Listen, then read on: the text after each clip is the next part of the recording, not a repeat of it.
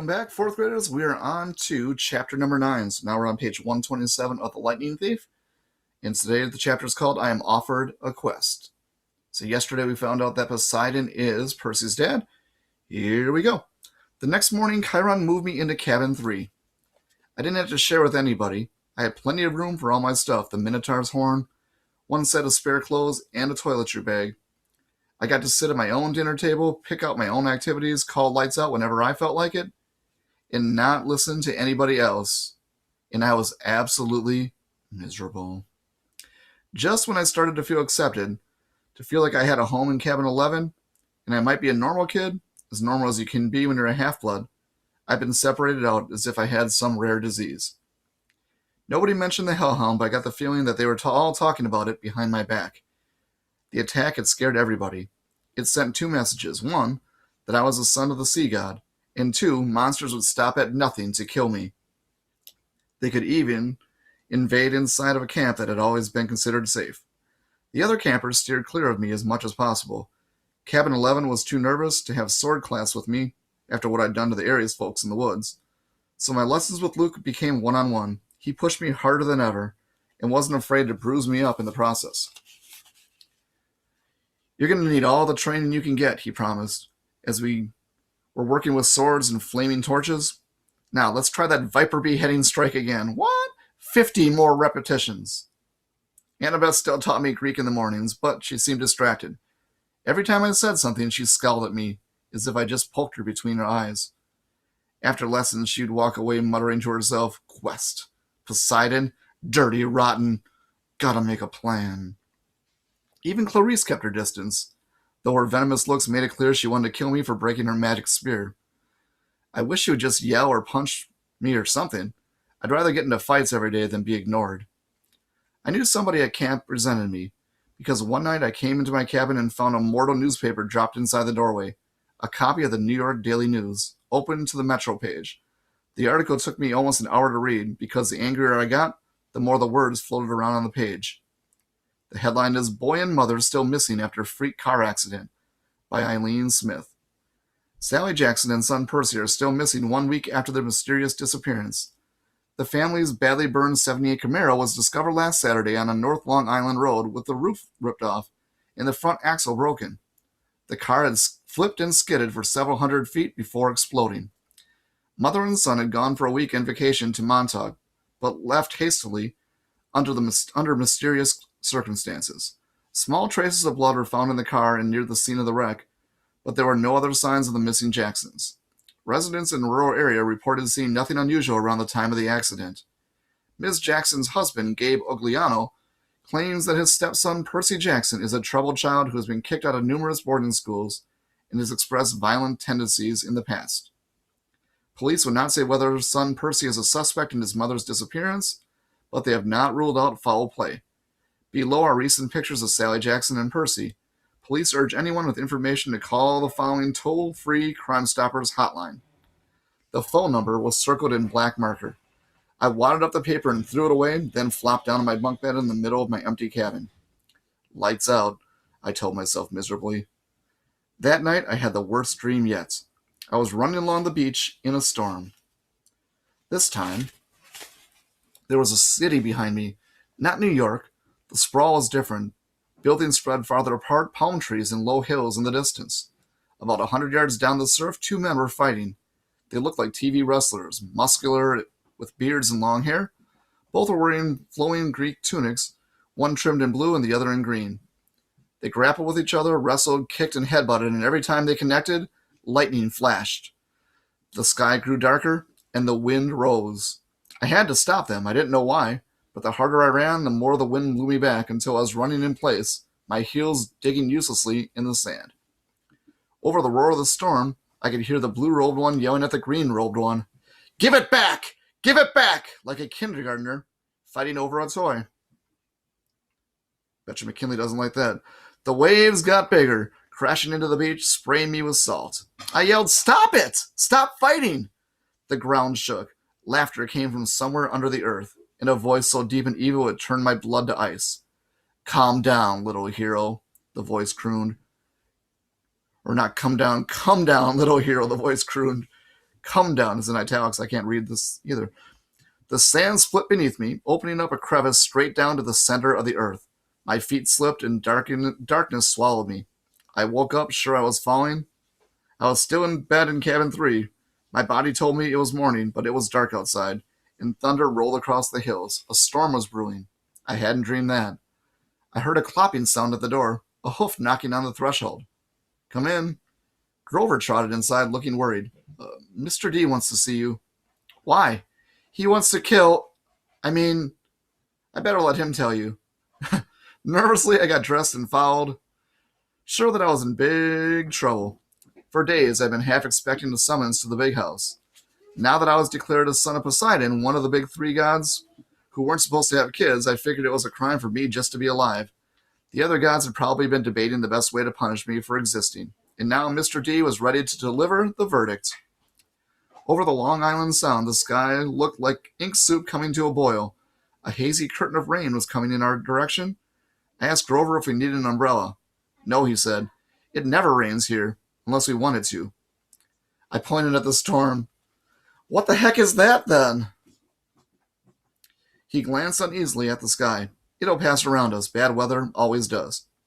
I realized he was right. In the week I'd been here, it had never been overcast. The rain clouds that I had seen skirted right around the edges of the valley. But this storm, this one was huge. At the volleyball pit, the kids from Apollo's cabin were playing a morning game against the satyrs. The Dionysus twins were walking around in strawberry fields making the plants grow. Everybody was going about their normal business, but they looked tense. They kept their eyes on the storm. Grover and I walked up to the front porch of the big house. Dionysus sat at the pinochle table in his tiger-striped Hawaiian shirt with his Diet Coke, just as he had on my first day. Chiron sat across the table in his fake wheelchair. They were playing against invisible opponents, 2 sets of cards hovering in the air. Well, well, Mr. D said without looking up. Our little celebrity. I waited. Come closer, Mr. D said. And don't expect me to kowtow you, mortal, just because Barnacle Beard is your father. A net of lightning flashed across the clouds. Thunder shook the windows of the house. Blah, blah, blah, Dionysus said. Chiron's feigned interest in his pinochle cards. Grover cowered by the railing, his hooves clopping back and forth. If I had my way, Dionysus said, I would cause your molecules to erupt in flames. We'd sweep up the ashes and be done with a lot of trouble. But Chiron seems to feel this would be against my mission at this cursed camp, to keep you little brats safe from harm. Spontaneous combustion is a form of harm, Mr. D, Chiron put in. Nonsense, Dionysus said. Boy wouldn't feel a thing.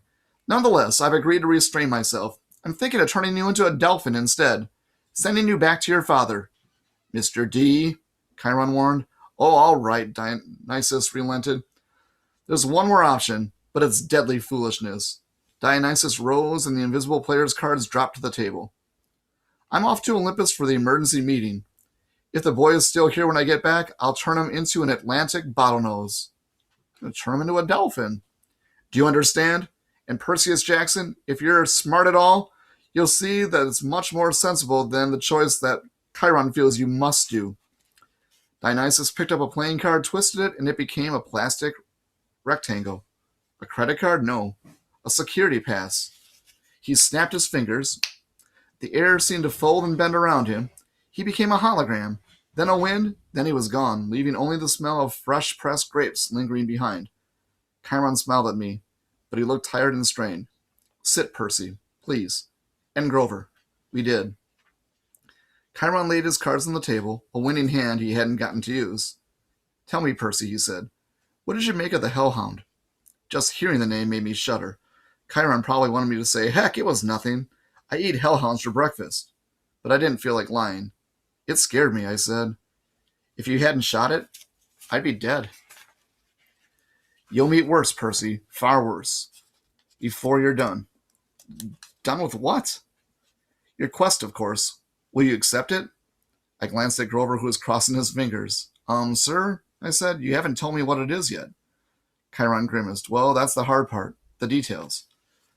Thunder rumbled across the valley. The storm clouds had reached the edge of the beach. As far as I could see, the sky and the sea were boiling together. Poseidon and Zeus, I said. They're fighting over something valuable. Something that was stolen, aren't they? Chiron and Grover exchanged looks. Chiron sat forward in his wheelchair. How did you know that? My face felt hot. I wish I hadn't opened my big mouth. The weather since Christmas had been weird, like the sea and the sky are fighting. Then I talked to Annabeth, and she overheard something about a theft, and I've been having these dreams. I knew it, Grover said. Hush, satyr, Chiron ordered. But it is this quest. Grover's eyes were bright with excitement. It must be. Only the oracle can determine. Chiron stroked his bristly beard. Nevertheless, Percy, you are correct. Your father and Zeus are having their worst quarrel, which means fight or argument, in centuries. They are fighting over something valuable that was stolen. To be precise, a lightning bolt. I laughed nervously. A what? Do not take this lightly, Chiron warned. I'm not talking about some tinfoil-covered zigzag that you see in a second-grade play. I'm talking about a 2-foot-long cylinder of high-grade celestial bronze, capped on both ends with god-level explosives. Oh. Zeus's master bolt, Chiron said, getting worked up now. The symbol of his power, from which all other lightning bolts are patterned. The first weapon made by the Cyclops for the war against the Titans. The bolt that sheared the top off of Mount Etna and hurled Kronos from his throne. The master bolt which packs enough power to make mortal hydrogen bombs look like firecrackers. And it's missing? Stolen, Chiron said. By who? By whom? Chiron corrected. Once a teacher, always a teacher. By you. My mouth fell open. At least, Chiron held up a hand, that's what Zeus thinks. During the winter solstice at the last council of gods, Zeus and Poseidon had an argument. The usual nonsense. Mother Ray always liked you best. Air disasters are more spectacular than sea disasters, etc. Afterwards, Zeus realized his master bolt was missing, taken from the throne room, right under his very nose. He immediately blamed Poseidon. Now, a god cannot usurp another god's simple power directly. That is forbidden by the most ancient of divine laws. But Zeus believes your father convinced a human hero to take it. But I didn't. Patience and listen, child, Chiron said. Zeus has good reason to be suspicious. The forges of the Cyclops are under the ocean, which gives Poseidon some influence over the makers of his brother's lightning. Zeus believes Poseidon has taken the Master Bolt and is now secretly having the Cyclops build an arsenal of illegal copies, which might be used to topple Zeus from his throne. The only thing Zeus wasn't sure about was which hero Poseidon used to steal the bolt. Now Poseidon has openly claimed you as his son. You were in New York over the winter holidays. You could easily have snuck into Olympus.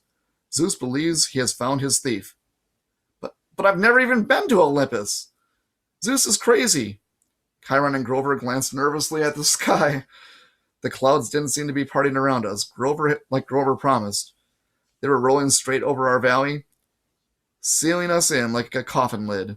Percy, Grover said, don't use the C word to describe the Lord of the Sky.